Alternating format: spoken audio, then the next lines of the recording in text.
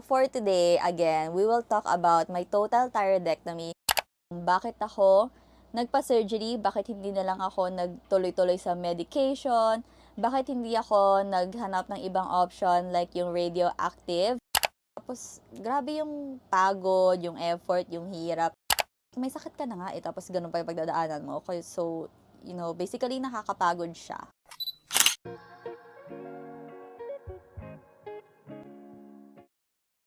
Hey guys! So, grabe, ang tagal ko nang hindi nag-vlog, OMG, and as you can see sa background, improvised background tayo for today para naman ako magpipicture ng one by one. Paano yung intro ko? Ano yung intro ko? Hey guys! I am Martha here. So for today's video, as you can see naman sa title down below, my gosh, nabubulol ako. Paano ba to gawin? I think yung last vlog ko, like yung sit-down vlog, is about my thyroid journey. So, in-open up ko sa inyo guys na I have hyperthyroid for almost 10 years. And exactly 1 year ago is nagpa-surgery na ako guys. Nagpa-total thyroidectomy ako. So, pinatanggal ko yung buong thyroid ko, and that is going to be our video for today. Sobrang tagal bago ko to in-upload, pero updated ako sa TikTok guys. I am slowly trying to post about my thyroid journey kasi marami talagang nakaka-relate sa inyo, unfortunately, and yung iba napansin ko sa TikTok videos ko is yung iba pa ulit-ulit yung questions nila dahil nga syempre yung mga previous video ko is natatabunan na sila. So, naisip ko na i-compile na lang. If gusto nyong malaman yung history ng hyperthyroid ko guys, go watch my video. Ayan, I will put the link down below. Pero since it's exactly a year ago, medyo nakalimutan ko na. Medyo nakalimutan ko na yung mga pinagdaanan ko nung mga panahon na yon. Kaya naman ang naisip ko guys is i-compile ko na lang yung mga pinost ko sa TikTok from day 1 na na-admit ako up to day 5 or 6 na nakauwi ako ng bahay. So before we jump to day 1, of course, kailangan ko muna ng health clearance, di ba? So, sa previous thyroid video ko, yung shinare ko sa inyo na I have hyperthyroidism, meron din akong isa pang karamdaman. May isa pa akong problema na shinare sa video na yon, which is, I also have scoliosis, guys. So, that's another story to tell. Hindi pa ako ready talagang pag-usapan siya ng deep talks with you guys. Like, ginagather ko pa yung thoughts and strength ko for that. But this is a first step. So, gusto ko i-share na meron din akong scoliosis. Kaya, well, tuwing nagpapa-surgery naman is kailangan mo ng health clearance talaga. First is dun sa endocrinologist doctor ko. And nagpa-lab test ako guys. So far, okay naman yung results. And then, since meron akong scoliosis, kailangan ko rin magpa-ECG. Ayan. So, first time kong magpa-ECG at masakit pala siya. Masakit pala siya. Nagkapasa-pasa ako. Pero, kaya naman yung sakit. But it's just a whole new experience. And then, ako yung nagtanong din sa endocrinologist doctor and sa surgeon ko na kung pwede rin ba ako magpa-ultrasound ng leeg. Ayan, bago ako magpa-surgery dahil para mas sure, 'di ba? Kasi hindi po ako nagpa-biopsy.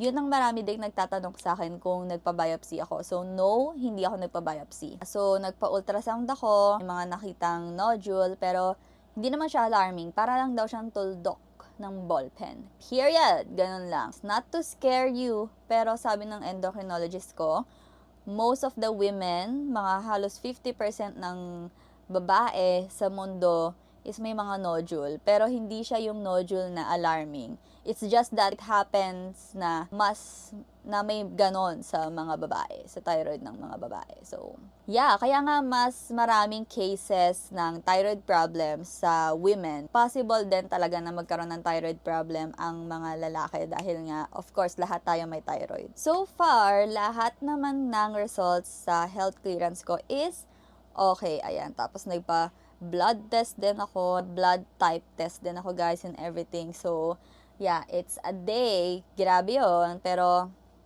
it is what it is. By the end of the day, okay yung results and I am cleared to have the surgery at guys. So, parang nakakakaba. Then, maraming nagtatanong sa inyo kung bakit ako nagpa-surgery, bakit hindi na lang ako nagtuloy-tuloy sa medication, bakit hindi ako naghanap ng ibang option like yung radioactive iodine, yun ba yung tamang term? Ayan. Syempre, bago ako nag-decide na magpa-surgery, actually na-share ko na to dun sa thyroid journey ko. Ayan, hindi ko alam kung saang part dun dahil ang haba ng video na yun.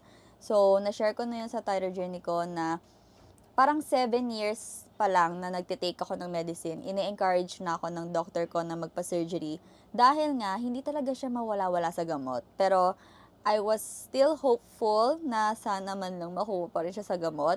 But umabot na ng halos magte 10 years and napaisip na ako nung time na yun kasi, girl, mag-iisang decade na tapos di pa rin talaga mawala-wala yung thyroid ko. I mean yung thyroid problem ko, which is hyperthyroid. So, mahirap yung magiging active ulit yung hyperthyroid mo kasi syempre yung symptoms, tapos grabe yung effects din talaga nun, tapos tataasan yung dosage ng medicine, tapos may effects din yon. So, alam nyo yun, nakakapagod siya kasi every 3 months is nagpapacheck up ako, nagpapalab test ako, or minsan every 6 months if normal, pero dahil nga hindi nagiging normal sometimes, nagiging 3 months, 3 months. Tapos, grabe yung pagod, yung effort, yung hirap nung mga ganong moment. So, 'di ba? Like may sakit ka na nga tapos ganun pa yung pagdadaanan mo. Okay, so, basically nakakapagod siya. Napaisip ako na parang magpa-surgery na lang kaya ako para, matapos na. Pero syempre nag-research pa rin ako kasi may pros and cons yon. So, ayan, gumawa ako actually ng listahan sa phone ko ng pros and cons at mas marami yung cons nung mga time na yon. Unahin muna natin yung cons. Ayan, so pag cons, kasi may option ako if papatanggal ko ba yung buong thyroid ko or magtitira ako ng konti. Pero, ang problema kasi doon, kapag nagtira ng konti, so, hindi ko pa rin natanggal yung buong problema dahil yung problema nga is yung thyroid ko, di ba? And may chance na matrigger siya at maging hyperthyroid pa rin. Pero, hindi ko kailangan uminom ng maintenance doon. Kaso nga lang, parang, alam niyo yun, for my own sanity ba? Parang ganon. Kasi syempre, mag-overthink ka pa, ano ba itong nararamdaman ko? Baka mamaya, hyperthyroid na pala ako, tapos hindi ko lang alam, di ba?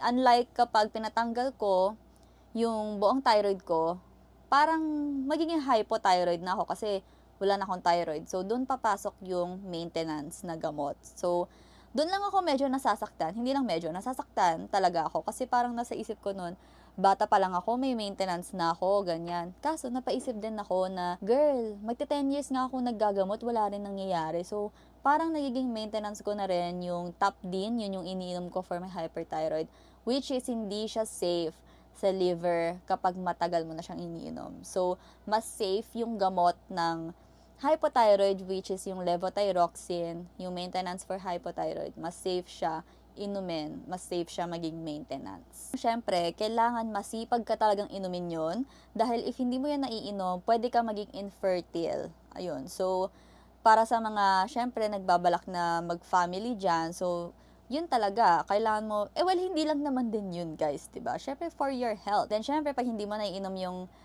medicine mo, yung maintenance mo, is mararamdaman mo yung symptoms ng hypothyroid, ganyan. And then, yun nga, may lifetime medicine ka na, may lifetime maintenance ka na kailangan inumin. Tapos, kailangan pa rin magpa-check up. So, kada check up, kailangan pa rin magpa-laboratory test. Pero, ito naman yung parang sinabi sa akin ng doctor ko. Kasi, di ba ako hyperthyroid. So, since medyo nga siya, hindi siya yung parang, like inconsistent siya, ganyan. So, every 3 months, nagpapa-check up ako, every 6 months, ganyan. Pero kapag hypothyroid, kapag okay yung dosage ng medicine, kapag nag-work siya, pwede kang magpa-check up ng every 6 months na lang or up to once a year na lang. Kapag pinatanggal na yung buong thyroid mo, tapos yun nga, syempre mag-a-adjust yung katawan mo, ganyan. Yung mga effects din nun, di ba? Like yung mga mood swings. Nakita ko rin online na parang mas nag-grabe daw yung hair loss nila, tapos grabe daw yung pag-gain weight. Yun talaga, yung pag-gain weight after total thyroidectomy. Marami akong nakita. Meron akong mga kakilala na nagpa-total thyroidectomy, tas nag-gain weight talaga sila after. Pero meron din akong mga kakilala na nagpa-total thyroidectomy, nag-gain weight, pero hindi yung sobra. So, spoiler alert, since 1 year ago na, since my total thyroidectomy, tumaba ba ako? Comment down below. So, ayun na nga guys. Tumaba ako pero hindi siya yung OA na taba. Ayan. Like, medyo halata siya sa face ko. Halata ba? Kasi nung nagpa-surgery ako, I think 40 or 43 kilos ako. Tapos ngayon, 46 kilos na ako. So, ganun lang. Like, hindi sobrang laki ng change ko sa weight. Ewan ko, baka nasa akin na rin yun. Kasi hindi rin talaga ako malakas kumain. Mostly, yun yung mga ino-overthink ko. Kaya, ako magpa-surgery and everything.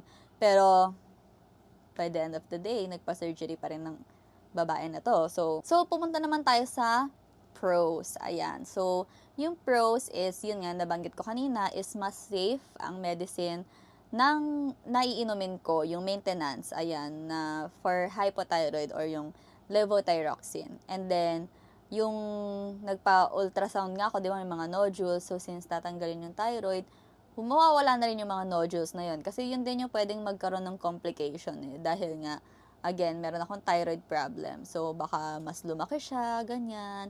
'Di ba? Tapos, basically, wala na akong thyroid. So, wala na yung problema. Hindi na ako hyperthyroid. Yun na yun. Yun lang yung pros na sulat ko nung mga panahon na to. Ayan. Wala akong masyadong masabi. Wala akong masyadong masabi kasi, grabe, naalala ko lang yung mga times na grabe, like, super takot talaga ako noon. Like, sobrang grabe yung pag-overthink ko noon. Like, talagang nabablank lang yung utak ko kada matutulog ako and at the same time, parang ang dami niyang iniisip. Ganong moment. Siyempre, hindi ako yung agad-agad na nag-decide na magpapasurgery ako. Tinanong ko yung doctor ko kung may isa pa bang option, which is yung radioactive iodine. So, yun yung iniinom.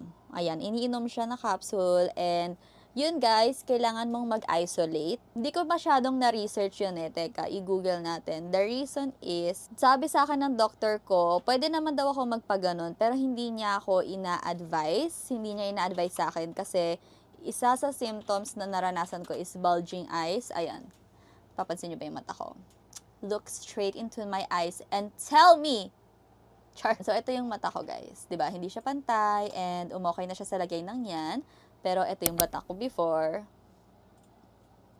Jump scare. So, ayun. So, dahil nag-bulge yung mata ko, sabi ng doctor ko is may possibility na mag-bulge daw ulit yung mata ko kapag nag-radioactive iodine therapy ako. So, eto, ginugol ko siya.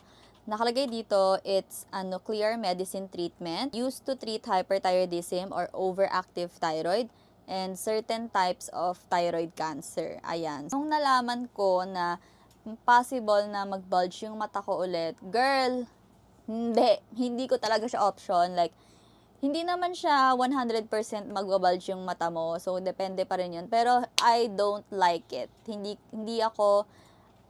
ko iti-take yung risk. Kasi, yun na nga yung isa sa talagang problema ko during the whole thyroid up until now. Like, grabe yung damage niya sa mata ko. And, guys, ang cute kaya ng mata ko dati. Wow.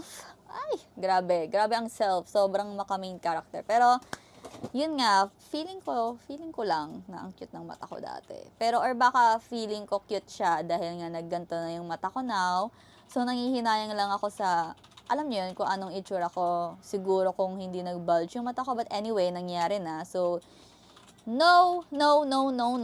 It's not an option sa akin na mag-bulge ulit yung mata ko. Kaya, sige, surgery. So, ayun. And yun nga, yung isang option, yung itutuloy ko lang yung hyperthyroid medicine ko. Kasi, somehow nag-work naman siya. Nagno-normal naman yung results ko, 'di ba? Kaso nga lang, hindi siya nawawala. And kapag nakakalimutan ko inumin yung medicine ko, or yun nga, for some reason, bigla lang siyang magiging overactive ulit. So, hindi naman ako feel the force ng doctor ko. Well, nagtanong kasi ako sa kanya and yun yung in-advise niya. Lagi kong tinatanong yun kada magpapacheck up ako. And then, nung pinaka last na check up ko sa kanya, na nag-decide na talaga akong sabihin na magpapasurgery ako, kasama ko yung friend ko, guys. Shout out sa'yo, Archie. Ayan, so thank you so much sa pagsama sa akin nun. And, talagang alam niya yung talagang thoughts ko no'n na sobrang kinakabahan ako. Di talaga ako makapag 100% decide kung magpapa-surgery ako. Tapos ang sabi lang sa akin ni Archie, yung friend ko, sabi niya, magpapa-opera ka pa rin naman soon eh. Kung hindi mo siya gagawin now, di ba parang soon, magpapa-opera ka pa rin naman. Kasi nga, hindi na mawala yung problem and everything. So, parang doon ako napaisip na, oo nga naman, di ba, na no matter what, parang magpapa-opera pa rin talaga ako kasi hindi talaga nawawala sa medicine. So, parang alam niyo yun, napaisip ako na pinapatagal ko lang siya. And ang hinanakit ko lang din kasi talaga sa universe ng mga panahon na yun is, bata pa ako eh. Bata pa ako, operahan ako, magpapa-maintenance na ako. Pero naisip ko rin nun, bata pa ako. Like, mas may lakas ako, 'di ba? Kung sakaling magpapa-surgery ako, mas may lakas ako na magpa-heal, magpagaling, ganyan. Gets nyo ba? Nagigets nyo ba? Time na yon, araw na yon, tapos check up ko na. Pag-upo ko, dun sa doctor ko, parang 100% sure na, okay, magpapa-surgery na ako. So,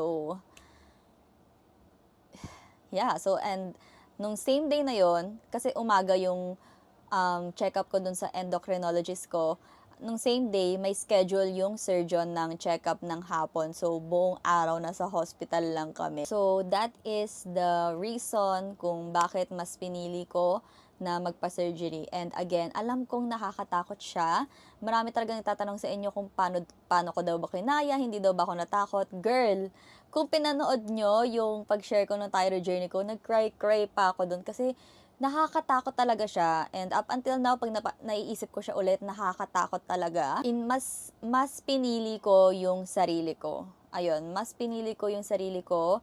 Naging hopeful din ako na sana maging successful ang surgery. And isa rin sa advice ko sa inyo, para hindi kayo kabahan or malesen yung kaba nyo, is lahat ng itatanong nyo, itanong nyo na sa doctor nyo, sa doctor nyo, endocrinologist or surgeon nyo. Like, mag-research kayo at kung ano man makita nyo sa research, i-double check nyo with your doctors, and kung gusto nyo is magpa-second opinion pa kayo.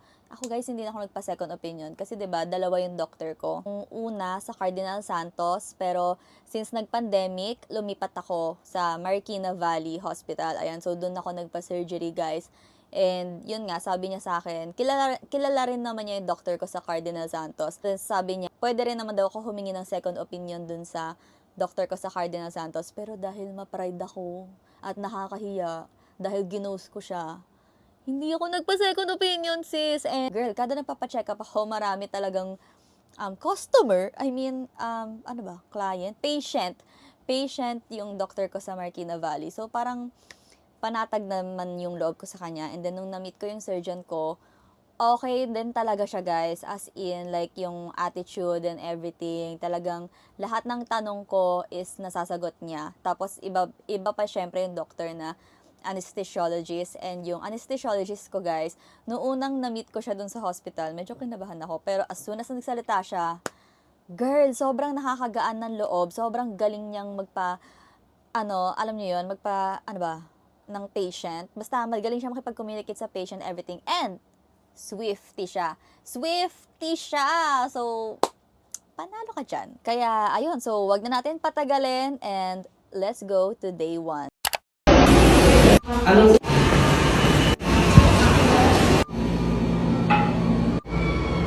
Hey guys, so ayan. So, ito yung leg ko right now. This is gonna be the last day na makikita ko siya ng walang scar.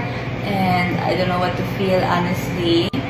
By the way, nasa hospital ako for total thyroidectomy. Wala talaga akong ayos or what kasi umagang-umaga tinawagan nila ako. I was expecting actually na gabi pa ako maa-admit kasi yun yung usually na time daw ng admission. Pero there's a room available kaya yeah, I'm here already. Kasi syempre, maraming patients, so baka maunahan sa room or what. Yeah, hindi pa naman ako nakabit ng dextrose. It's so weird. Like, ayan o, kung nakita nyo naman right now, kita naman talaga na may lump talaga yung leg ko. Mas halata siya kung papansinin nyo talaga, di ba?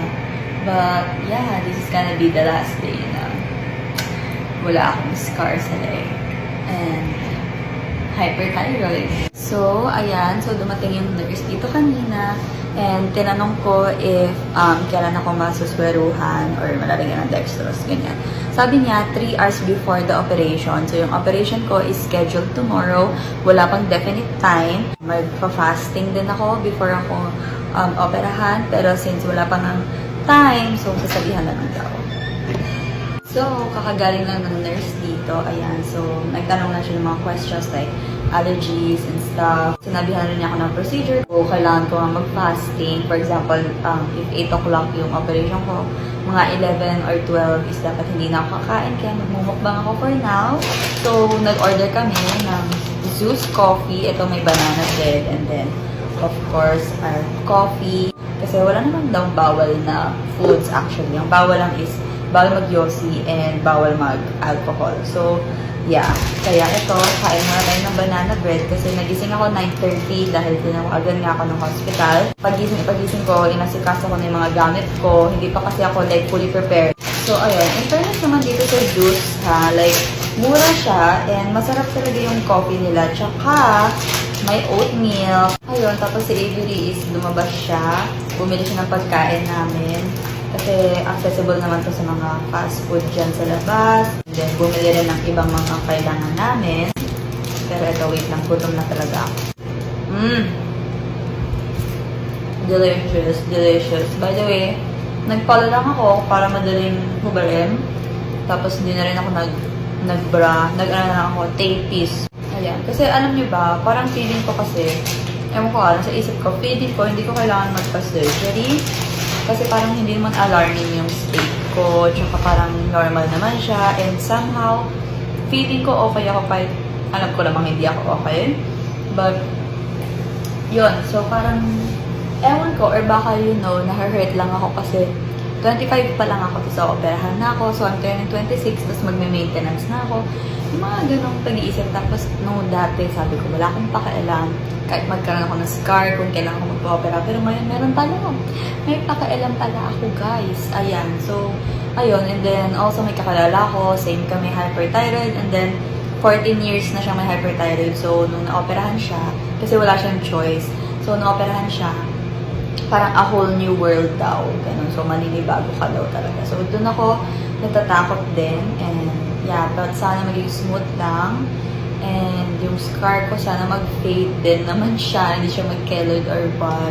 Pero actually, may scar ako sa face. Diba? Hindi naman siya halata. Pero naapektahan yung like, nerve or muscle ko dito. So, ayan. So, masarap talaga yung Zeus in fairness.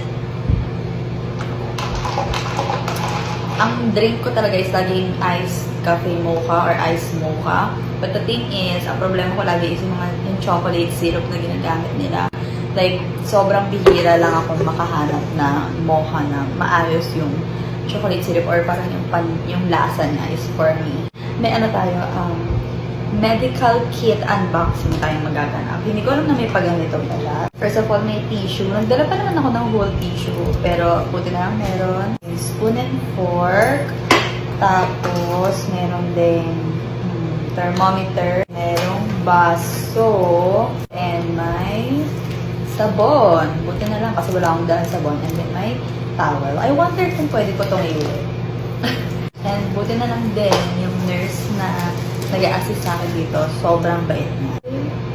Ganda yung hair ko. Buti na lang talaga maganda yung hair ko. At least pag nag-video ako, nasasad ako, titignan ko ng hair ko na uplift na agad yung spirit. Jollibee Super Meal! Ano pa nga ba? So, ayan. So, let's eat first. Kaso, hindi lang big part. Dami ko pang in-order. Naantok naman ako.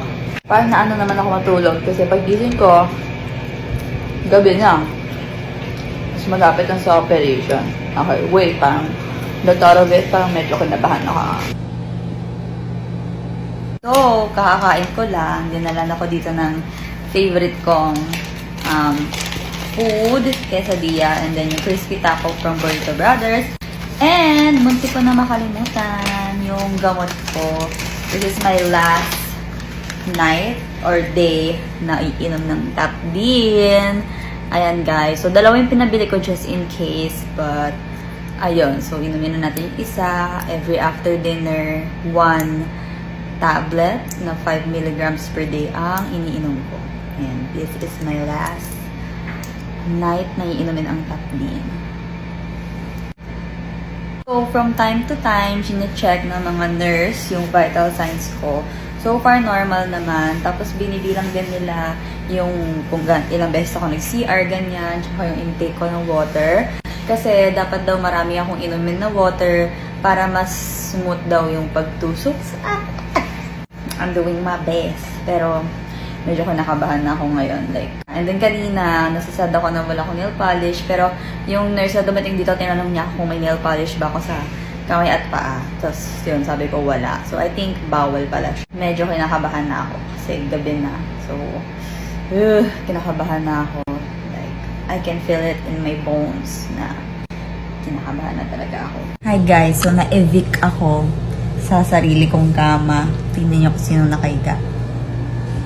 Ayan guys, so may dumating na nurse kasi kailangan na update doon sa blood donor kasi kailangan ko mag-provide ng blood donor or kung walang mahanap is bumili ng blood. And then kanina may pumunta na anesthesiologist. So in-explain niya sa akin yung magiging procedure. Ayan, like sobrang dami. The possibilities na mangyari. Tapos may ipapasok daw na tube. Meron din silang itutusok sa akin or ibibigay sa akin na para makalimutan ko. Ayan, yung mga nangyari. Ganun. So, medyo, alam niyo yan, 50-50 yung nararamdaman ko. Like, hindi ako kinakabahan, pero at the same time, parang ngayon, alam ko na parang may pain. But, makakalimutan ko rin naman siya. Basta ang gulo, I don't know what to feel. So, kakaligo ko lang. I have this bread. Actually, kanina pa tong lunch, bigay ng hospital. Kasi akong gana kumain kanina. Nakabahan na talaga ako. Tuwing naisip ko, like, kinakabahan na talaga ako. May 2, 2024, I'm scheduled for total thyroidectomy surgery. 12:15 a.m. na, so it's basically May 2 and it's blood extraction time. And of course, struggle talaga sa paghanap ng ugat ko kasi super nipis niya. And kung napansin nyo, I'm wearing a Gryffindor socks. Pinili ko talaga Gryffindor kasi I chose to be brave for this moment. Ayan, so ngayon, tinakpan ko lang kasi girl, di ko talaga kaya ng mga needles as of now. And ewan ko ba sa partner ko, sobrang OA mag-video. Talagang naka-zoom in pa, tuwang-tuwa. And during this time, hindi talaga ako makatulog. As in, kinakabahan talaga ako. So, ayun. Then, after 2 hours, mga 2 o'clock something, mga 2:30, ganyan, is may pumunta ng nurse para lagyan ako ng swero. And, girl, kung alam nyo lang yung pinagdaanan ko, grabe, sobrang hirap. Hindi rin talaga nila mahanap yung ugat and kailangan nila mas makapal na ugat kasi malaki yung needle na kailangan nilang iturok sa akin dahil of course surgery yon. So, idadaan nila sa swero, yung mga gamot, ganyan, mga anesthesia and everything na gagamitin sa surgery. Eh, mahirap daw kapag maliit yung needle na gagamitin nila.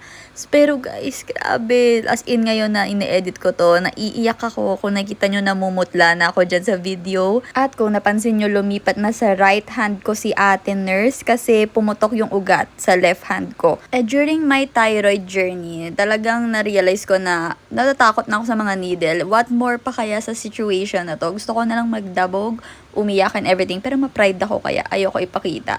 Pero guys, grabe. Pumutok na naman yung ugat ko and mas malala yung dito sa left hand ko. Ayan ko, nakita nyo. Oh my gosh, di ko yan nakita during that time. Pero ngayon, ay na-edit ko to. I am very sorry, y'all. You need to see it. Damayan nyo ako. So, pinagpahinga muna nila ako ng almost 3 hours. And then, ito, tumawag na ng backup si ate nurse para lang masweruhan ako. And successful naman siya, guys. Sa may bandang wrist na lang ako sweruhan kasi doon mas makapal yung ugat ko. Swero pa lang yan, pero struggle is real na talaga. Hey guys, so kung nakikita nyo, nakakabit na yung swero. Wait, naka-conscious ako. Pero kung nakikita nyo, meron din dito. Mouth guard din pala ako. I don't know what to feel. Yeah, masakit siya. Pero medyo nawawala na yung tingling sensation. Pero naka-conscious ako sobra kaya hindi ko alam paano ko ipopwesto yung kamay ko. Like, nararamdaman ko yung flow. Nararamdaman ko yung flow nung liquid sa veins ko. Ayun, ang sakit nito. Actually, parehas masakit yung kamay ko.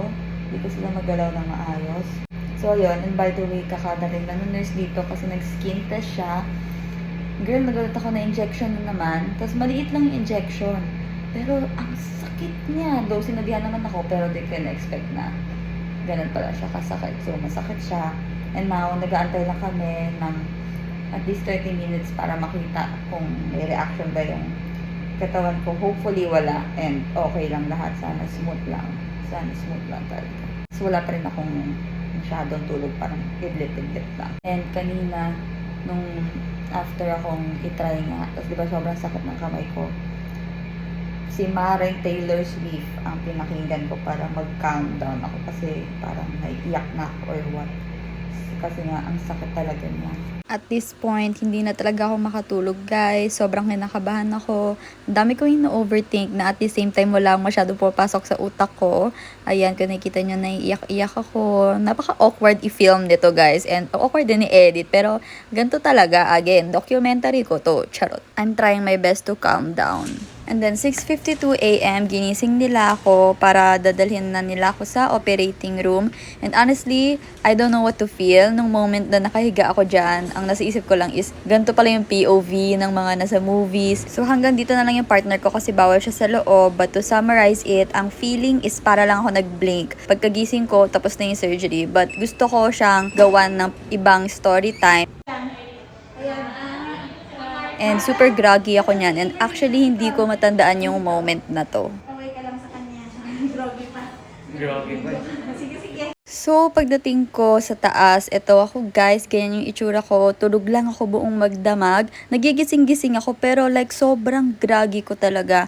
And nagigising-gising ako kasi nasusuka ako, sobrang sakit ng ulo ko. Hindi na actually na video yung buong process or yung kung ano nangyayari sa akin kasi nung pagdating ko sa room, pinagbawalan na videohan ako. Siguro kasi groggy ako, so di ako makapagbigay ng consent na okay lang mag-video. So, sobrang hirap talaga guys kasi di ako makagalaw ng maayos pero sobrang sakit ng ulo ko at lagi akong nasusuka or nauseous yung feeling.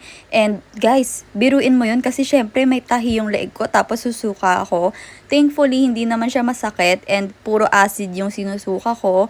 Sabi sa akin ng mga nurse and ng doctor is dahil daw yun sa anesthesia na nawawala daw sa system ko kaya ganun yung feelings. Nasa operating room and recovery room ako almost 4 to 5 hours. Yung time na to mga magpo 4 PM na. And guys, imagine, sobrang struggle talaga. And hindi nila ako binigyan ng pain meds agad.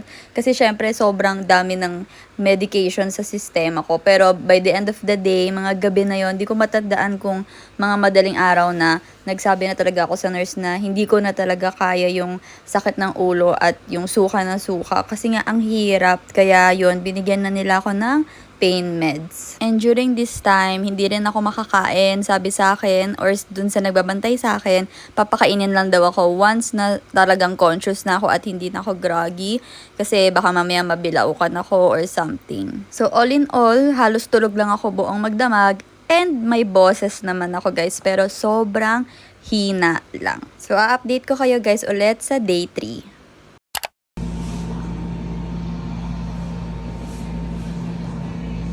So, one day after operation, tinatry ko magsalita. At this point, di na ako nakikipagbiruan. Charot. So, ayan yung itsura ko. Ayan, one day after operation. So, day 3 na dito sa hospital. And nakakagalaw-galaw naman ako ng slight. But, guys, wala akong ginawa kundi manood lang ng Phineas and Ferb buong magdamag. And tinatry ko rin matulog pero nahihirapan ako guys kasi di ako makagalaw tapos dumudulas-dulas ako dito sa bed. Kaya kung gusto ko magpa-adjust is nagtatawag pa ng nurse para bubuhatin lang nila ako. So sa feeling, awake naman na ako pero ayun, hindi pa rin ako makakain talaga on my own. Kaya sinusubuan ako. Ang pwede lang sa akin ay soft food and malalamig. Bawal yung mga mainit na pagkain. Ayan, medyo mahirap nga lang lumunok, may pagkamasakit ng slight kasi syempre tinahe and everything. So hindi naman ako galit dyan sa video na yan, nahihirapan lang talaga ako kaya nonchalant lang ako dyan. Pagdating naman sa CR, at this point naka-diaper ako pero super uncomfy ako. Di ako makapag 1 and 2 kaya nung gabi nagpa-assist na lang kami sa nurse para makapag CR na ako.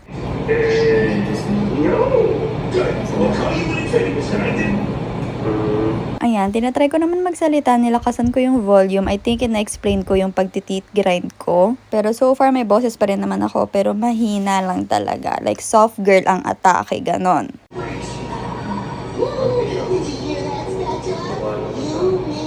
Soft girl pero nakakapagreklamo na ang dami no pagkain. Girl, ang hirap naman kasi kumain tapos ang dami pa. Nakakagigil din talaga itong nagbabantay minsan eh. Oo, kuwaga po. So may visiting hours na 7 to 9 p.m. and then pumunta si Papa tapos tinawagan niya yung pamangkin ko. Chika-chika kami. Ayan, mostly siya yung nagchika. Oh, hindi. Tapos,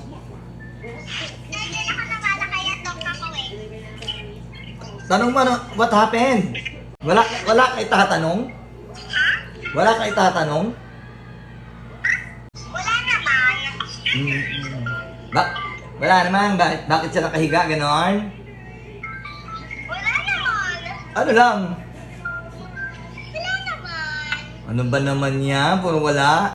Ayun, so update lang din pala guys, si Papa is bumili na lang siya ng dugo dahil wala kaming mahanap na donor. Kasi sabi sa akin ng surgeon, kapag daw hyperthyroidism is madugo daw kapag operation. Pero thankfully, hindi ko naman kinailangan. Pero ayun, so yung dugo na nabili ni Papa, iniwan muna namin sa blood bank ng hospital and in the future, pwede namin siyang ibenta or i-donate. And actually, a few weeks later, kinontak kami ng blood bank ng hospital kasi may nangangailangan ng dugo. So, pwede namin ibenta or i-donate. So, by the end of the day, dinonate na lang namin. And since soft foods lang ang pwede sa akin, nakahanap si Papa ng pudding. First time ko lang siya matatry. And na-discover ko na masarap pala siya. Lalo na to guys, yung strawberry. Ayan yung bago kong fave. Puro na lang kasi ako lugaw guys. And imagine niyo malamig pa, hindi nga kasi ako pwede sa mainit, kaya sobrang nakakaumay talaga. Buti na lang pwede ako sa mga ganito. Pwede nga rin ice cream eh. Pero hindi ako nag-ice cream kasi inuubo ako guys, like dry cough. So that's it for now. Abangan ang day 4.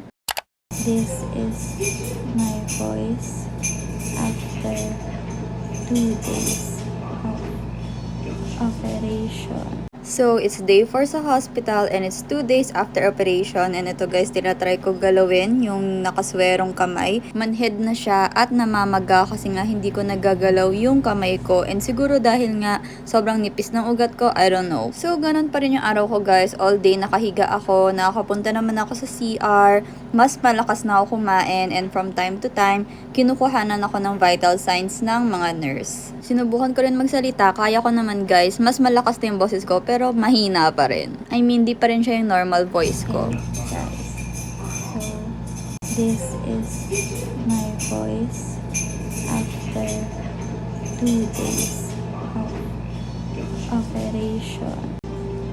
Hello. Hi. Hey, guys.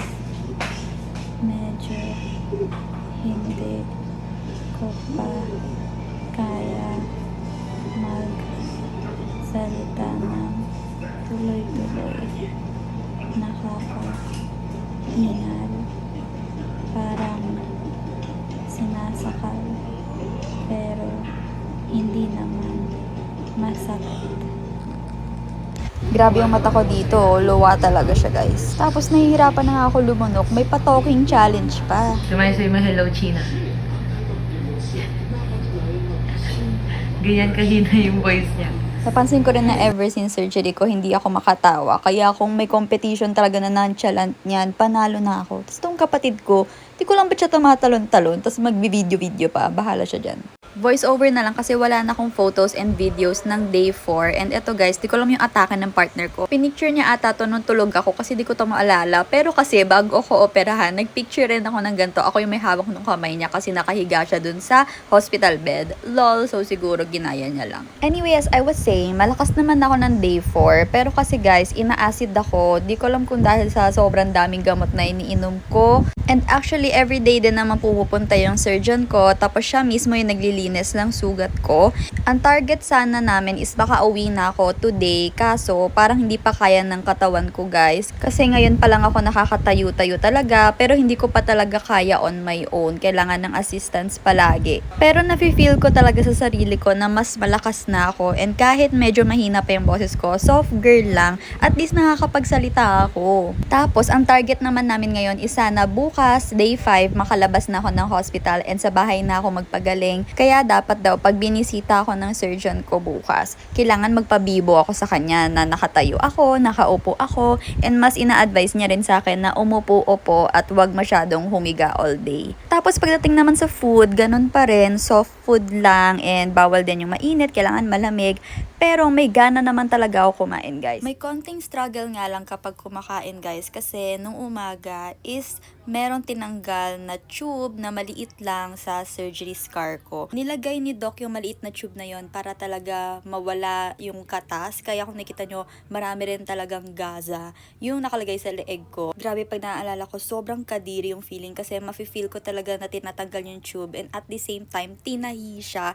So, para akong main character na artista sa movie na yung kapag nasugatan tapos biglang tatahiin mo lang kasi wala kang choice. Ganun yung feeling. Ang sakit talaga, I swear. Pero, kinaya ko naman. Kaso, medyo tender nga lang yung part na yun, guys. Pero guys, malakas ako uminom ng tubig. Pag umiinom ng tubig, parang mas soothing siya sa lalamunan. Kasi nga, nauubo rin ako. Kada kumakain ako, guys, nauubo ako. Tapos dry cough siya. And ito pa, kada iinom ako ng gamot ko, nagpapalpitate ako. Siguro kasi sobrang dami talagang gamot.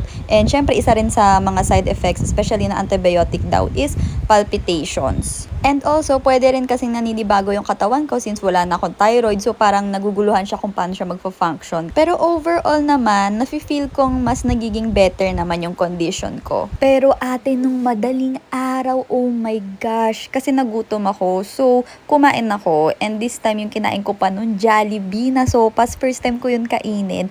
Tapos ngayon, sobrang malasa siya. Kaya nung kinakain ko siya, natitrigger yung ubo ko. Tapos nagulat ako, guys, kasi dry cough siya, di ba? Pagka-ubo ko, may phlegmang kasama, tapos sobrang sticky. Tapos, girl, na-stuck siya sa lalamunan ko. Tipong hindi ako makahinga. As in, akala ko mahihimatay na ako, iiyak na ako. Tapos sinasabi ko or sinesenyas ko sa partner ko, tawagin niya na yung nurse kasi hindi na talaga ako makahinga, guys. Grabe, kung alam niyo lang yung moment na sobrang bilis ng pangyayari at sobrang tagal din ng pangyayari. Tapos hindi agad ako magets ng partner ko. Kala niya humihingi lang ako ng tubig. Pero hindi ako makasalita kasi nakastuck sa lalamunan ko. At the same time, parang nakastuck din sa airway ng ilong ko. Kaya hindi rin ako makahinga. Buti na lang na-gets niya rin after a while. So, takbo talaga siya, promise, para kunin yung nurse. Kunin! Pero yun nga, guys, buti na lang merong nurse sa nurse station. Tapos, takbo agad sila sa kwarto. Tapos, sinasabihan ako huminga. Inhale daw dapat sa ilong. Tapos, ginagawa ko, ayaw talaga niya. Kaya talagang sobrang pinilit ko. Tapos, ayun, bumaba naman yung plema ng slight. Pero parang medyo nakastuck siya sa chest ko. Tapos, basta guys, i-explain ko na lang tong traumatic experience na to sa ibang video. Pero guys, mga 30 to 40 minutes akong ganon. Basta paulit-ulit na hindi ako makahinga. Tapos, paiyak na ako in everything. Sobrang tagal ng nurse na nasa kwarto. Basta, by the end of the day, nagreseta yung surgeon ko ng Flumosil para mas maano yung sticky mucus. Tapos, ayun, na iluwa ko naman siya. Pero sobrang hirap. As in, basta sobrang hirap. Sobrang nakakatrauma, nakakatakot. Pero, hindi ko kayo tinatakot, guys. Kasi kinaya ko naman siya. Pinilit ko siyang kayanin. Pero, grabe, hindi ko to makakalimutan talaga. Like, parang second life ko na talaga to, guys. So, ayun, nangyari yon around mga 12 a.m. And guys, grabe, buong magdamag, hindi ako natulog. Kasi takot ako na baka maubo ako at hindi na naman ako makahinga. And nag-aalala ako kasi baka hindi ako makauwi kinabukasan dahil nga yun ang target namin, 'di ba? Kailangan magpakitang gilas ako, pero at the same time, na-anxious ako na ayokong umuwi. Alam niyo yun? Kasi what if may mangyari sa akin sa bahay tapos walang mga nurse, di ko alam yung gagawin ko. Kaya ayun, hindi ako natulog. Kaya abangan nyo na lang sa day 5 ko anong mangyayari. Day 5 sa hospital at ang question, makakalabas na ba ako today? So as usual, around lunchtime, pumunta na yung surgeon para linisin yung sugat ko and para ma-check if kaya ko nang lumabas today. So ito, ina-assist ako ng sister ko kasi siya yung nagbantay sa akin. So sila yung maglilinis ng sugat kasi kailangan na rin ipakita sa kanya kung paano dahil sila ang maglilinis ng sugat ko once na umuwi na ako. Kasi girl, hindi ko kaya linisin mag-isa. Hindi ko pa nga nakita yung sugat ko eh. Like, ayoko siyang tignan. Pero trigger warning, papakita ko sa inyo kung ano yung tsura ng tahe kasi binidyohan ng kapatid ko. Overall, okay naman ako guys. Nakakain ako, nakakainom ako. Kaya ko namang mag-CR mag-isa. Pero kasi, medyo natatakot ako umuwi niyan dahil nga sa traumatic experience na naranasan ko nung gabi. As in, kung alam nyo lang, buong magdamag, hindi ako natulog. Kaya, antok na antok ako niyan nung nililinis ni Doc yung sugat ko. Pero kailangan ko ipakita sa kanya na kaya ko na umuwi, but at the same time, na-anxious ako umuwi kasi what if may mangyari na naman sa akin, hindi na naman ako makahinga. Tapos sa bahay ako, paano na lang yun, walang mga nurse. Pero nagreseta naman na sa akin si Doc ng medicine, yung Flumoxil nga, just in case na may super sticky mucus pa rin. Effective naman siya kasi nung gabi, nung nangyayari nga na di ako makahinga, tas ubo ako ng ubo, finorce ko siya ng todo. Lumabas naman yung sticky mucus at girl, para akong lumuwa ng snail. Ganon kalaki at ganon ka sticky and sobrang nakatrauma. Pero, ayun, sabi ni Doc, wag daw ako matakot at inhale, exhale lang daw. So, ito na yung itsura ng scar ko guys. Sabi ni Doc, mukhang okay naman siya and matibay daw yan, kaya stretch ko yung leeg ko. Tapos yung tape na nasa gilid, wag daw nila tatanggalin kasi si Doc daw magtatanggal niyan. Once na tinanggal niya na yung tahe, so mga 1 week after pa. Tapos tignan nyo to girl, yung tagabantay ko, sabi niya di daw siya matutulog. Pinagsabihan ko pa yan na wag matulog. Pero ang ending, ako ang nagbantay sa kanya. And good news, pwede na ako umuwi guys. Tinanggal na rin yung swero sa kamay ko kasi namamagana ng todo yung kamay ko. Hindi naman siya sobrang sakit, pero may kirot siya. May pasa-pasa na rin, tas lumobo na siya. And at this point, natatakot ako kasi baka mamaya hindi bumalik sa normal kamay ko. Kaya sabi sa akin ng nurse, lagyan ko daw ng hot and cold compress, salit-salitan. Tapos medyo masakit katawan ko, tas nagulat ako guys, nagpasa pala yung kabilang kamay ko kasi halos every other day kinukuhanan ako ng dugo para matignan yung calcium ko and anong mga meds ang kailangan ko. Ayan yun, nakita nyo may bilog dyan. Yan yung skin test na masakit ate. Antibiotic ata yan. Pero so far, no reaction naman yung skin ko. Bago kasi sila magbigay ng mga medicine sa akin is ini-skin test muna nila. Tapos nag-proceed na kami with the payment. Ginamit ko yung health card ko sa office and thankfully covered naman siya. Again, wala na akong video. Ito, pinicturean lang to ng kapatid ko. Anyway, so yung tita ko and yung brother ko is pumunta sila dito para sila yung mag-asikaso ng payment. So, binigay ko na lang yung card ko sa kanila. And nag-antay na lang kami para ma-confirm. MaxiCare yung card ko, guys. So, covered naman siya. Bill reveal. So, inabot ng mga 200,000 yung all-in-all na fee. Pero ang binayaran ko lang is 1,217.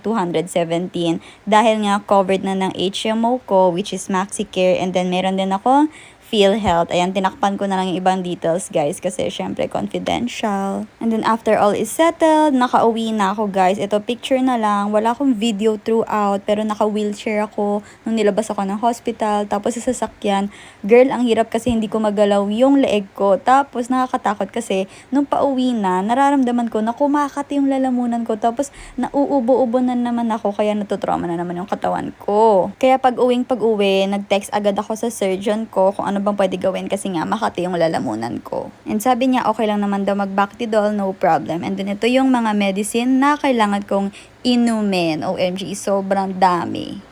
Hello. Hey guys, so officially, nasa bahay na ako and ito yung boses ko. So, parang mahina na minsan malakas. So, right now, namamaga yung kamay ko dahil si dextrose, pumutok siya. Hindi ko pa natatanggal yung mga ayan. Tapos, masakit pa talaga yung katawan ko. Like, mabigat siya. Lalo na to, mga shoulders ko, like, hindi ko siya magalaw. Pero, may gana naman ako kumain. Marami rin ako minom ng tubig. Medyo may something nga lang. Wait. Oh. Alright. Naubo-ubo ako kasi medyo makatilala mo na ako. Which is kinakabahan ako.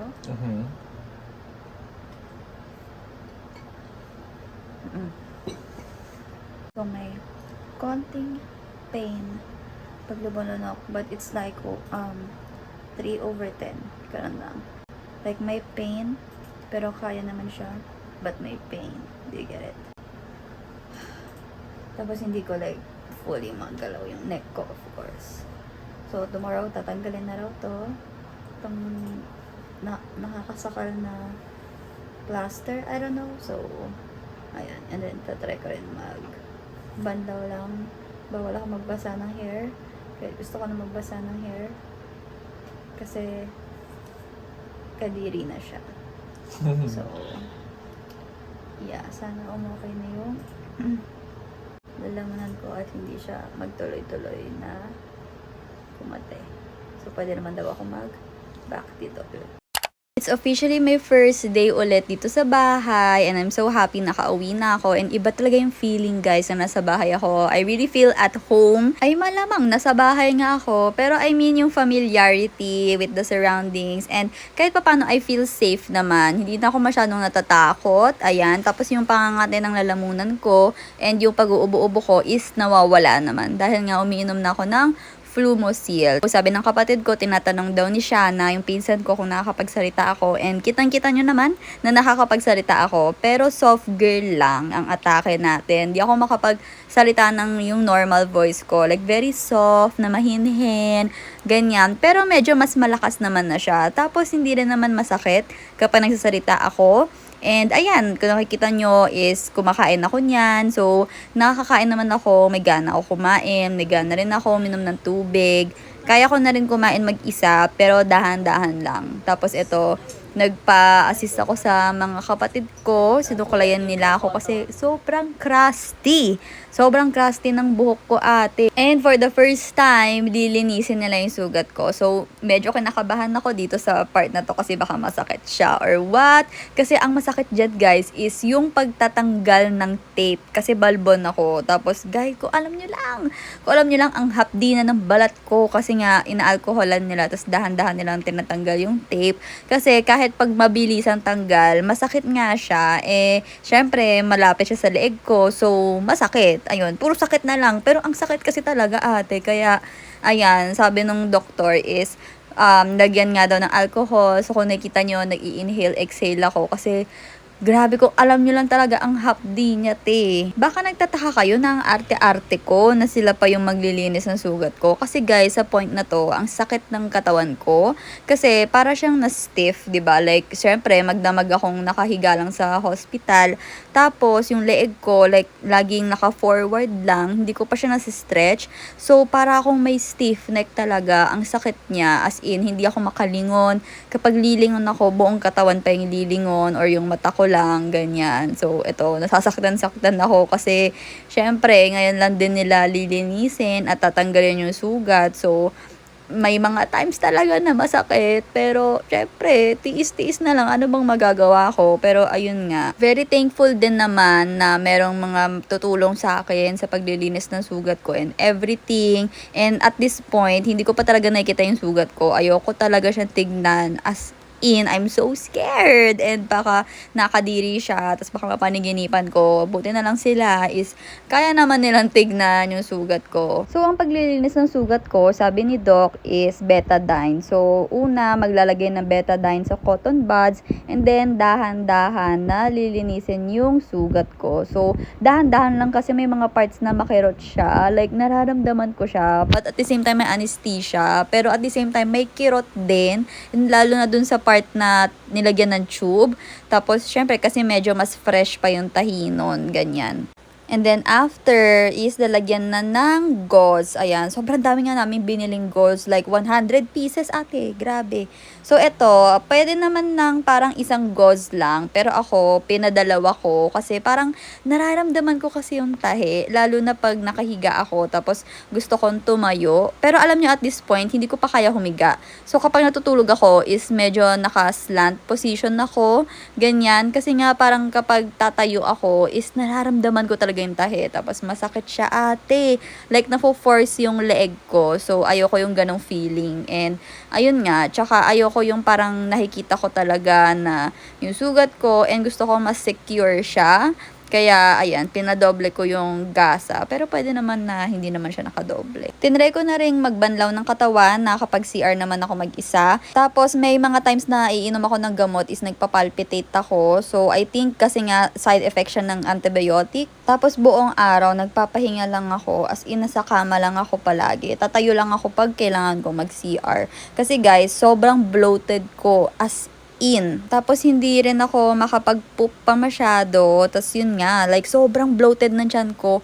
As in, kahit hindi ganun karaming kinakain ko, pati yung inom ko ng tubig. Like, ang laki ng tiyan ko, bloated na bloated talaga. Tapos, namamaga pa yung kamay ko dahil nga sa dextrose. At namamaga yung paa ko. Ayan, kung nakikita nyo. Huwag nyo napansinin yung backgrounds. Pero eto, kung nakikita nyo yung left leg ko, namamaga talaga siya. So, medyo na-alarm ako. Sinabi ko sa doktor ko. Tapos, sabi niya, is possible daw dahil nga na matagal akong nakahiga lang sa kama. So, kaya siguro namamaga siya. Parang namanhid din.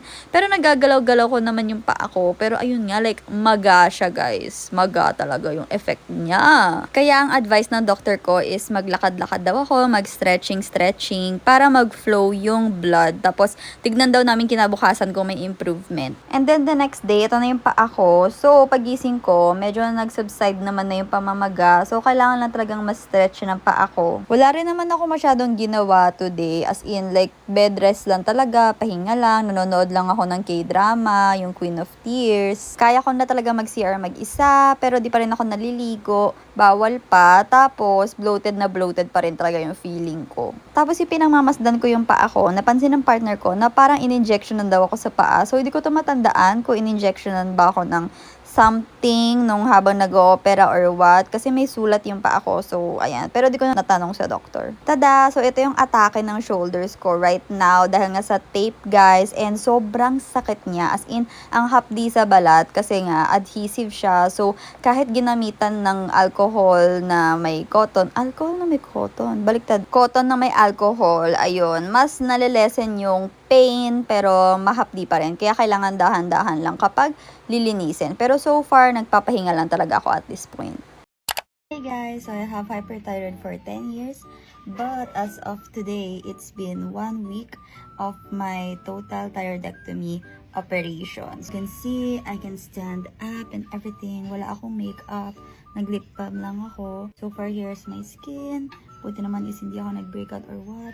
But feeling ko nag-gain weight talaga ako.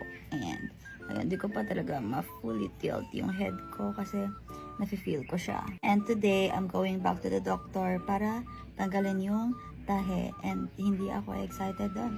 Excited ako kasi matatanggal na yung tahe. Pero hindi ako excited sa feeling. Up until now, hindi ko alam itsura nung tahe ng leeg ko. Ayoko siyang tignan because I'll be having nightmares about it. It's bad enough na nafe-feel ko siya. Let's go! Before we go out, let's say hi to Monroe. Siya yung palaging nag-disrupt kapag nag-video ako. Like, tahol na tahol and everything. Nakatali siya right now kasi paalis na kami. And lalabas siya ng gate. Lalabas siya ng gate kapag hindi siya nakatali.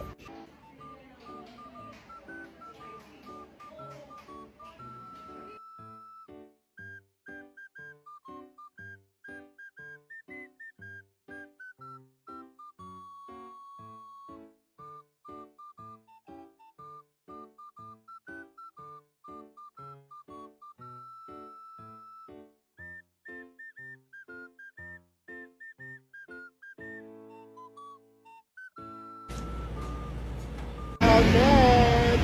Now, just waiting for our uncle. And pwede na raw ako mag-coffee. So, yeah.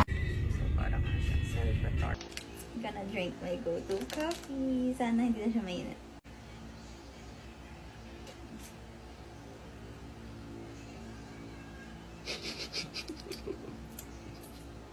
Sarap.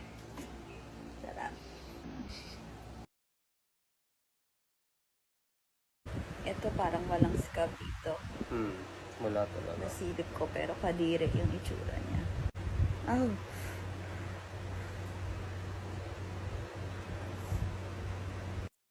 So, magsushoot ako ng content. Ngayon ko lang makita yung like ko. By the way, nag-iba na naman yung boses ko. Para akong paos kasi ganun yung feeling dahil inuubo ako like malalang ubo, dry cough. Okay, di ko kayo mabigyan ng sample. Finors ko yung ubo na yon. Yeah, tapos nahihirapan na ako kasi hindi talaga tumitingin sa camera, hindi ako tumitingin sa salamin or what. So now, I decided na tingnan na yung scar ko. It's been 2 weeks and 4 days. So, nakita ko siya ng mga pahapyaw na ganyan eh, pero hindi ko siya nakita fully. Okay, hindi ko pa rin kaya makita. Hindi ko pa rin kaya makita. Though, mukha lang akong may tattoo or what. Trigger warning, papakita ko yung scar ko. Okay, ngayon ko lang din makikita yung scar ko. So, sabay-sabay tayong magulat. Nakita nyo ano itsura? Char, May mga part na medyo masakit pa rin. Pero tinatry kong i-ano na yung leg ko. Like, ganyan. Medyo hindi pa rin ako comfy magtingala or tumingala. Kasi, pag tumitingala ako, parang naninigas siya. Ganong levels. So, mukha lang naman siyang sugat talaga. Like, sugat-sugat or what. Pero hindi ko talaga kakayanin pag nakita ko siyang may tahe mismo. So, right now, di ko tinitingnan. Nakatingin ako sa face ko. Lip balm lang ako. Bet na bet ko to lately. From Human Nature, Guava Jelly. So, today is actually my first post-operation. So, naka 1 month na. Yan, ito na yung scar ko right now. Hindi ko siya masyadong tinititigan kasi kadiri siya. I am part of that club na hindi mahilig sa mga ganto-ganto, yung parang nandidiri or nagsisquirm or something. It's actually my second day na mag-a-apply ng advanced scar treatment ng sarili ko. So, dahil hindi ko nga kayang tingnan or anything, ang nag-a-apply talaga nito is not me, si Avery or si Marvin or si Erin. Sila yung mga nag-a-apply or naglilinis ng scar ko. But yesterday, I have no choice. I had no choice. So, ayun, and then I tried to conquer my fear. Gawa ko naman siya kasi medyo tuyo naman na yung scar ko, guys.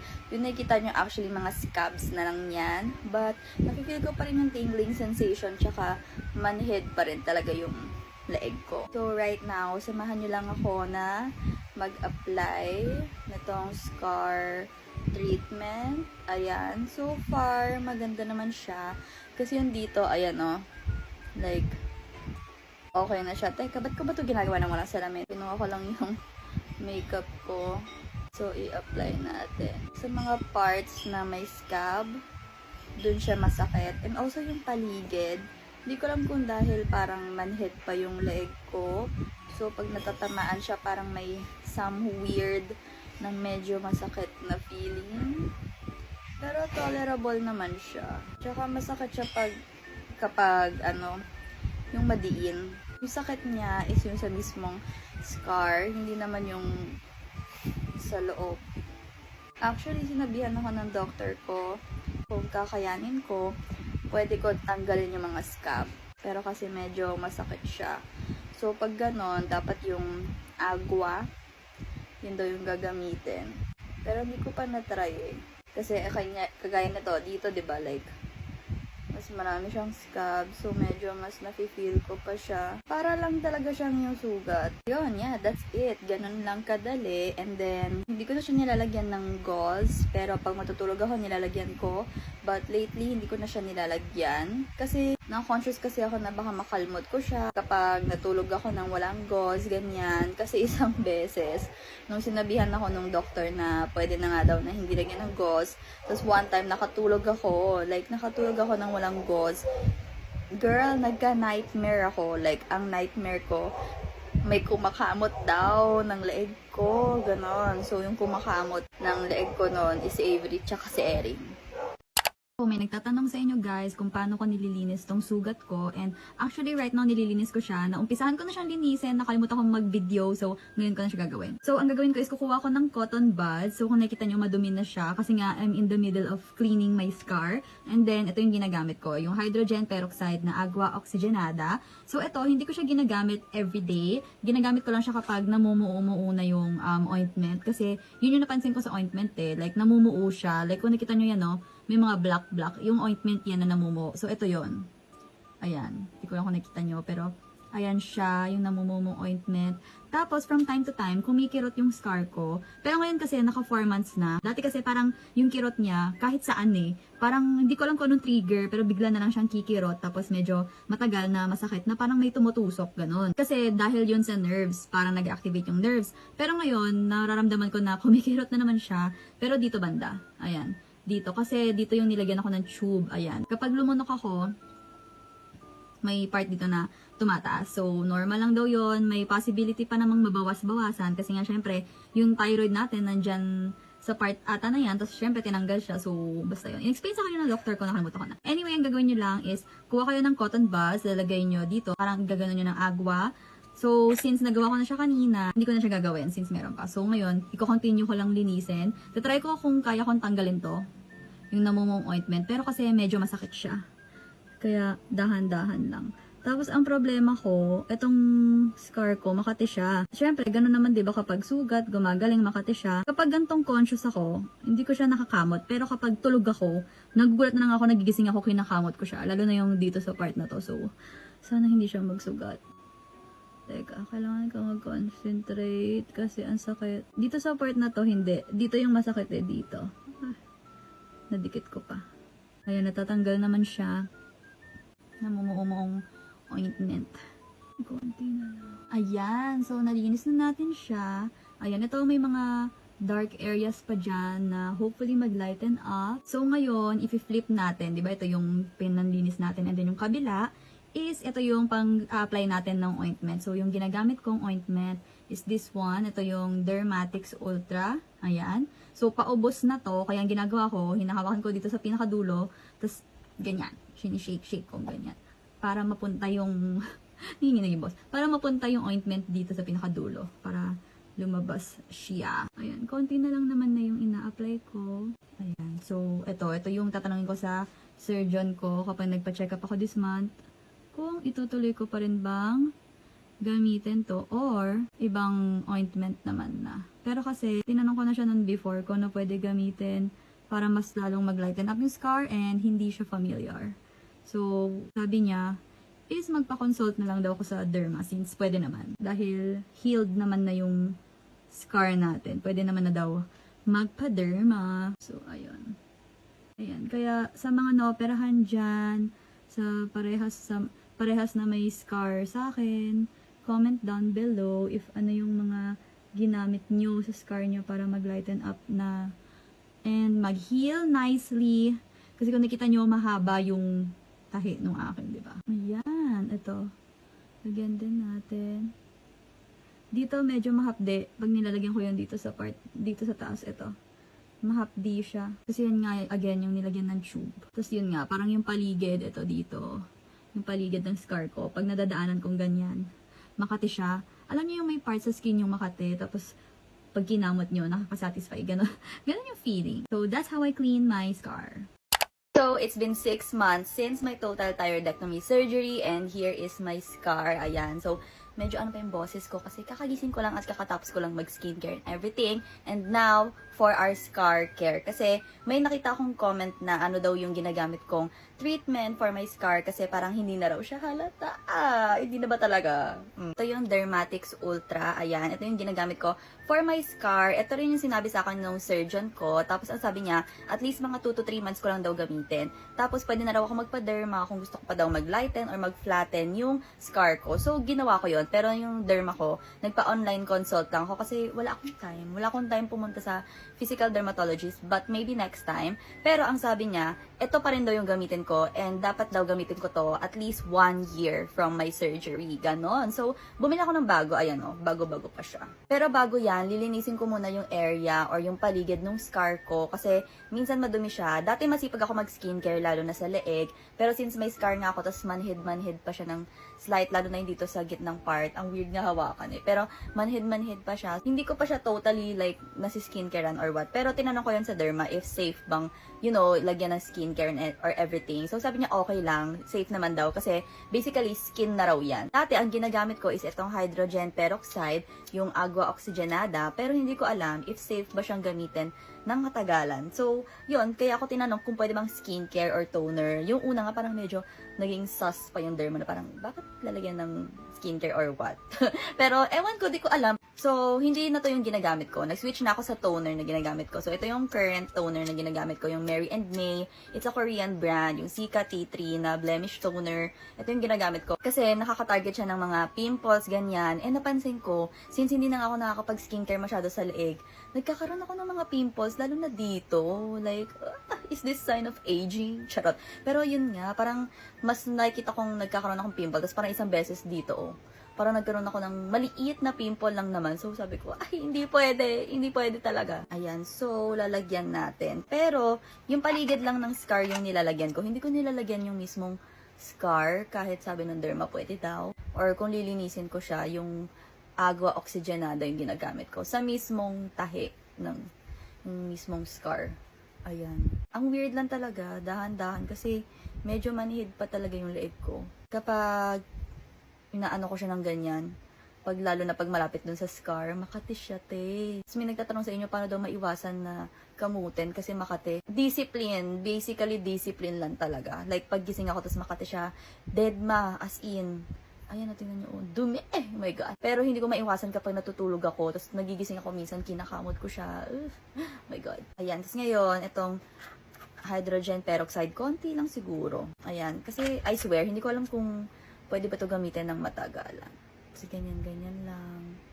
Parang mas masipag na rin akong mag-ointment ulit. Kasi dumating ako sa time na parang tinamad ako mag-ointment. Kapag maglalagay kasi ng ointment, dapat twice a day talaga. Dumating ako sa time na parang once a day ko na lang siya ginagamit. Nung paubos ko na yung unang tube. So, medyo nagsisi nga ako eh. Pero mabilis lang naman yung healing niya. Or talagang makikita mo naman yung healing niya, diba? And then, kukuha ko ng cotton buds, tapos yung ointment. Ayan. Tapos maglalagay lang ako dyan. Ayan. Hindi naman kailangan super makapal yung ilalagay mo eh. Ayan. Tsaka nagkamali ako, guys. Kasi itong ointment, nagbubuo-buo kasi siya. So, nagkamali ako ng sinabi dun sa latest na video ko about itong ointment din. Sabi ko yung nagbubuo-buo is parang may black-black dyan. Hindi naman siya yung black talaga. As in, para lang siyang grayish na nabuong silicone. Ganon. Parang ganon siya. Kasi may nagtaka dun sa comment na, sabi niya, 4 months na daw, tapos bakit may black-black pa rin yung scar ko? Kasi, di ba, syempre, ito scar to, dati nakita niyo naman yung itsura, tapos may mga scabs, tapos mga black yung color kasi nun. Alam niyo yung nagbabalat na gumagaling na sugat, ganun siya. So, baka nalito yung commenter sa explanation ko, kaya that's on my end. Wala nang mga scabs tong scar ko, guys. As in, literal na scar na lang siya. Sabi nga ng pinsan ko, kapag malayo daw, hindi daw halata. Ganun lang, easy. Tsaka dahan-dahan, ayan pag dito sa mga part na to, makati siya.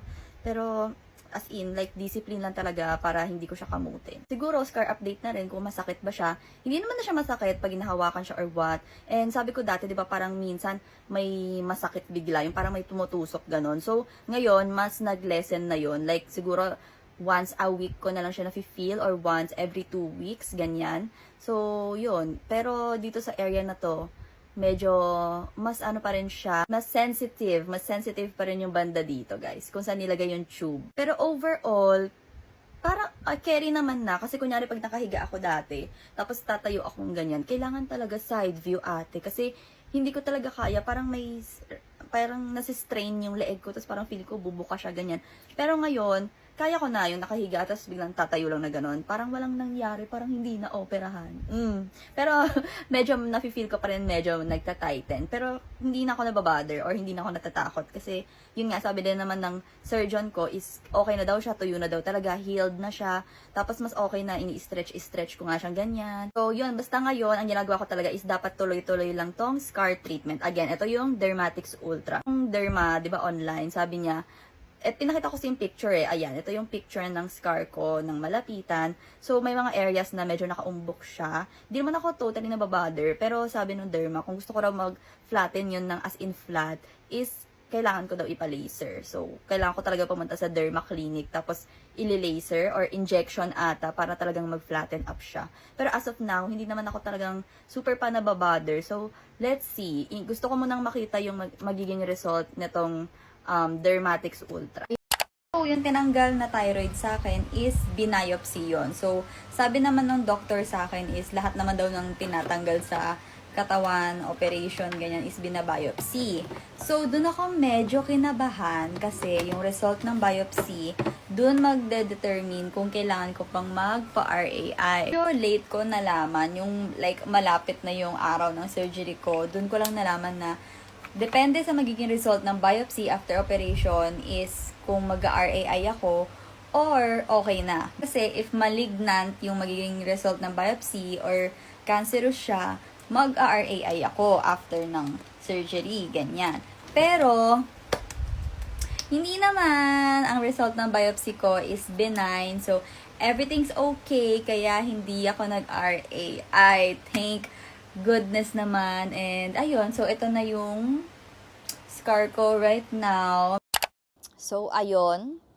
Sana is naintindihan nyo yung buong pangyayari. So, that's it guys. O, diba? Ang haba pa rin ng video natin. Pero mag-upload pa rin ako ng question and answer dahil syempre hindi ko naman nasagot dito lahat. And this video is more on about my experience the whole total thyroidectomy surgery. Ayan. So, and I am really, really thankful that I survived and I'm still here. Period. Sobrang grabe pag naalala ko right now, yung hirap ng paghihil ko. Girl, sobrang thankful ako sa mga tao na tumulong sa akin, may family, ayan, may partner, may siblings, na andyan sila for me to take care of me because I'm fragile. Ano ba? At by the way, of course, maraming nag-aabang sa inyo guys ng scar update. So, ito na yung scar ko right now. Hindi kasi siya makikita dito, ayan.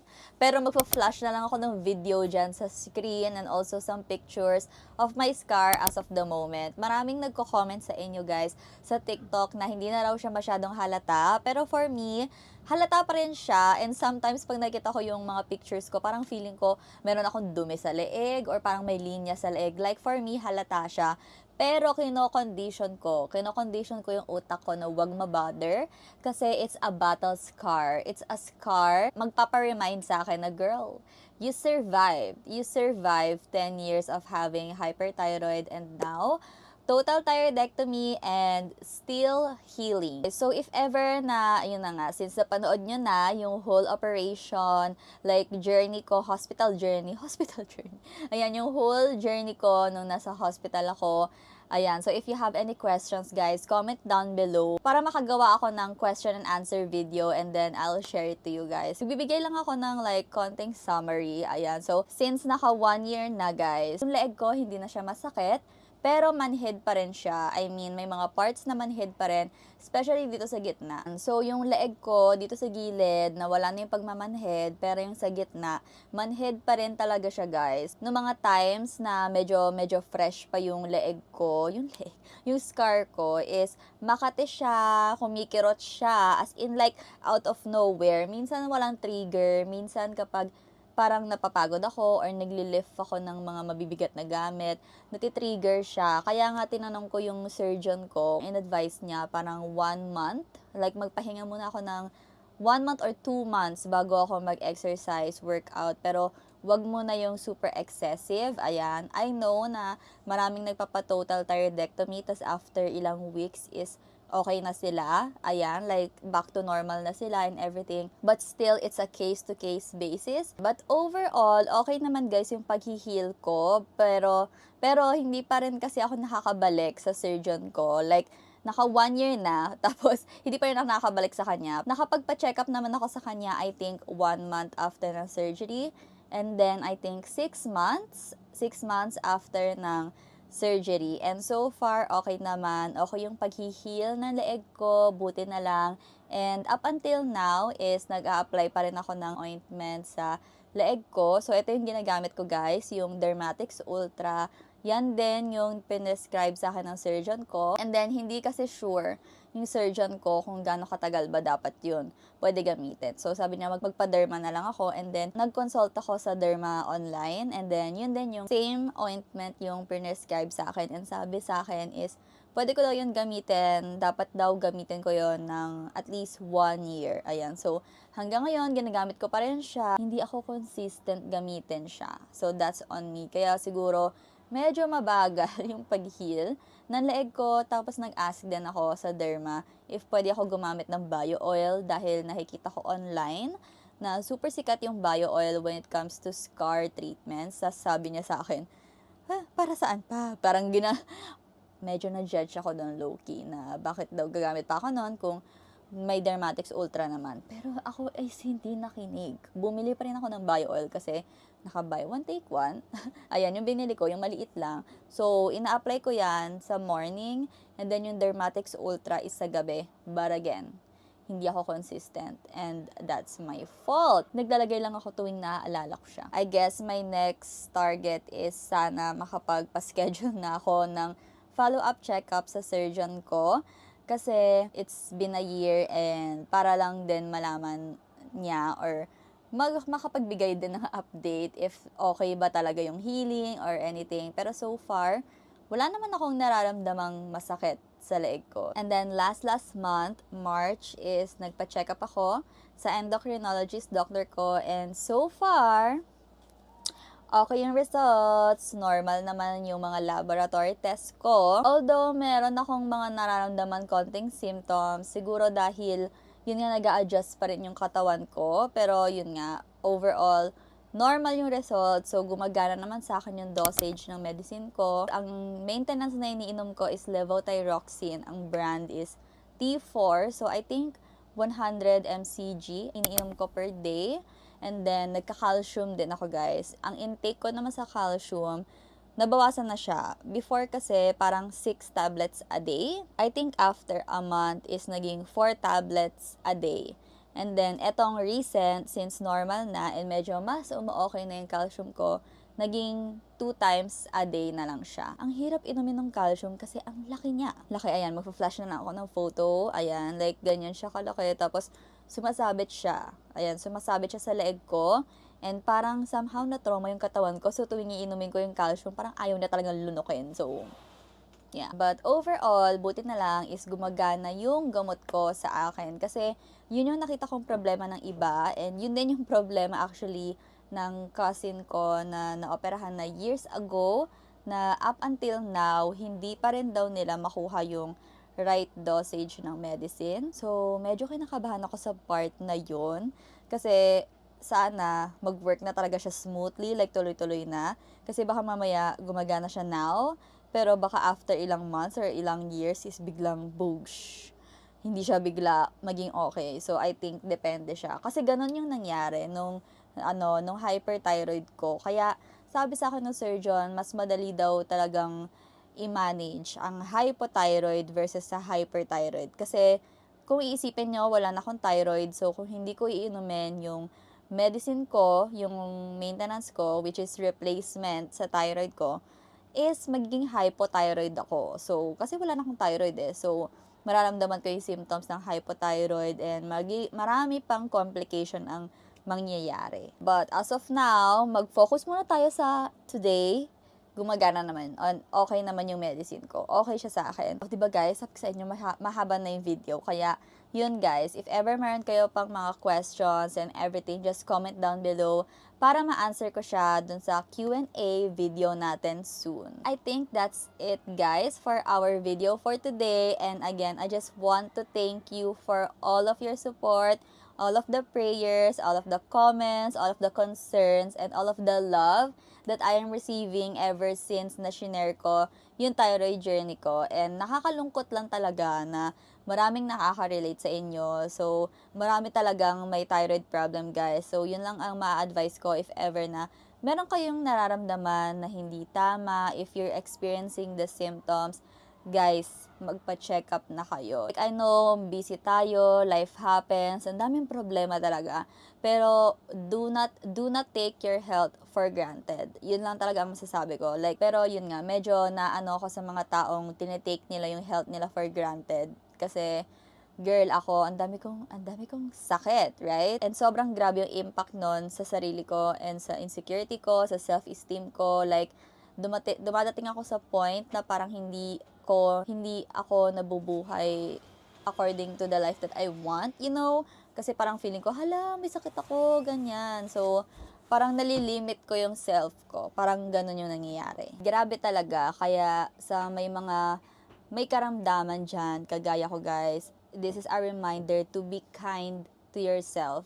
Like, alam ko na nabubuli tayo, 'di ba? Maraming tayong naririnig na kung ano-ano na about sa atin, na para bang ginusto natin magkaroon ng sakit. But please remember na it is not our fault. Ayun, tulungan natin yung sarili natin at gagaling din tayo. Like, girl, gagaling tayo please. Healing dust for everyone. Yun lang talaga ang hinihiling ko. So, yeah, thank you guys for watching this video. And if bago ka lang dito sa aking channel, don't forget to click the subscribe button down below and also the bell button down below. Follow me on my social media accounts. Facebook page, I am Marta. Instagram and TikTok, I am Marta or I am Immortal. Ayan, so guys, I hope that you are all safe and I hope I'll see you soon again. Bye!